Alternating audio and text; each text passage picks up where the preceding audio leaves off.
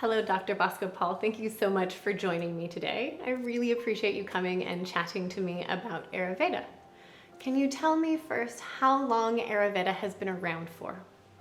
Thank you, Maria. Yes, I'm Bosco Paul, Ayurvedic Doctor, practicing in Adelaide. Ayurveda has been practicing for more than 5,000 years back. Since then, we have the records of the documents and the books available to study Ayurveda. But we can say it was available even before that because there was no scripts available since then.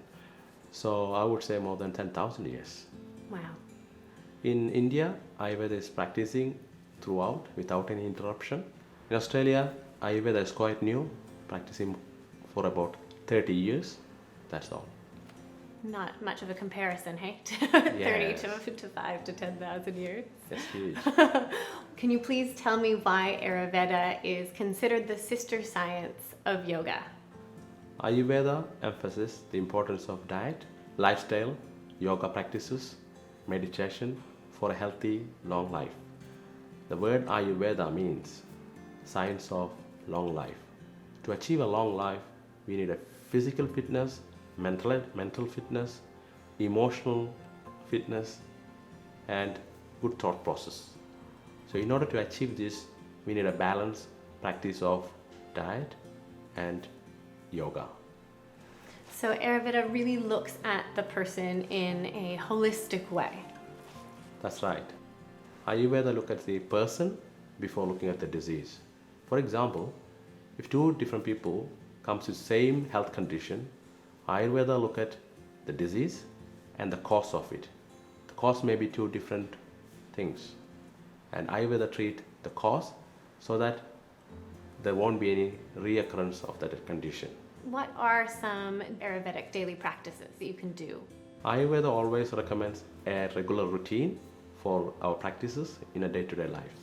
For example, waking up in the morning on a regular time, having our meal on a regular time, because now we know the circadian rhythm is working in our body and our body prepares itself to practice those routine. So some of the practices for daily routine includes brushing teeth or whatever morning routine that we do, daily massage, meditation, yoga practices, and a timely intake of food and sleep. Would you recommend yoga and meditation daily? Yes, definitely. Yoga and meditation helps a person to ground back to its natural state. So it is always good to ground a person before they go to bed.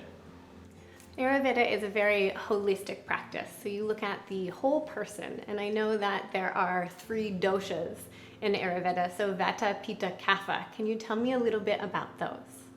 Vata, Pitta, Kapha are 3 different constitutions explained in Ayurveda. Vata constitutions are more lighter in nature, whereas Kapha constitutions are stronger in nature. Pitta constitution is more warmer in nature. We can actually relate this with some of physical characteristics too. For example, a Vata person feel more anxiety, chances of anxiety and sleep disorders, whereas Kapha person have more chance of overnourishment illnesses. Pitta people generally complains with skin problems and hormonal issues. Everyone have all these 3 doshas in the body, but when they are goes in a wrong proportion, that reflects as a disease.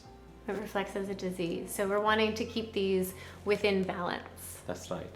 Are there particular foods that are better for different constitutions? That's right. Ayurveda very clearly explains about the doshas, which are these 3 principles which balances the body. Increased level of sweetness, sour and salty taste can increase Kapha constitution, whereas it reduces or it balances or pacifies the other Vata dosha. Sweet taste is good for an angry person, whereas sweet taste is not good for someone who is diabetic. As simple as that. So would sweet taste would be good for potentially like a pitta or something like that. Somebody who's got a more fiery disposition. That's right. Sweet takes more time to digest, whereas bitter taste or an astringent taste takes lesser time to digest. What about something spicy? Do you want somebody who's fiery in nature to be eating spicy foods or not as much? That's a good question. As someone who is already fire in nature takes more chili or something hot can make it worse because fire increases fire. Absolutely. I find this so fascinating. I definitely know that I personally am quite Vata, which you probably can see by looking at me, and I'm very prone to anxiety and all up in the air, and things, grounding practices I know are really helpful for me. So grounding meditations, pranayamas, and also eating the right foods as well to help with my constitution. That's right. For a person with Vata constitution, it's good to practice warm water shower, self-massage, and meditation practices. Those are all the things that I love. Thank you very much.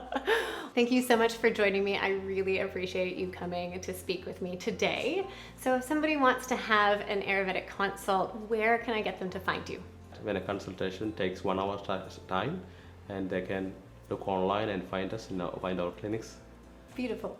Well, thank you so much. I really appreciate you joining me today. Thank you very much.